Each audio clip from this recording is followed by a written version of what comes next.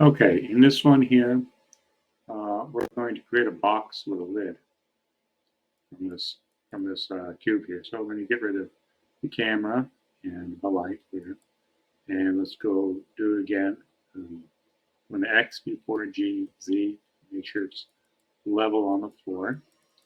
And there's a couple different ways we can do this. This is going to be the box, and we're just going to create the lid.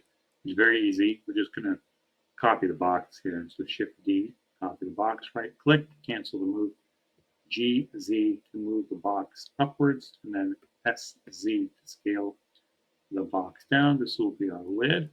And we just G, Z again and move it so it's sitting on top of the lid, on the box. Just going to leave a little bit of space so you can see that it looks like it's a lid there. So that's one.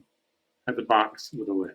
Okay. So we're going to move this over here. So G, Shift Z, which allows me to move this all over the plane without going up and down, just X and Y.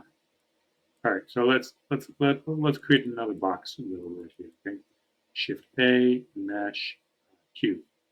And make sure it's sitting up on top, so it's right on the plane, just like the other one.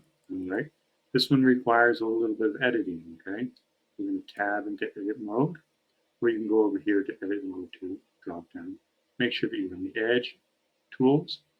And to create an edge, there's two different ways. You can do Control R, which creates a loop cut, and then you just click and drag upwards like that. Or, and hit Control Z, or down here, this is that edge slice. Click on that, and then you just click anywhere.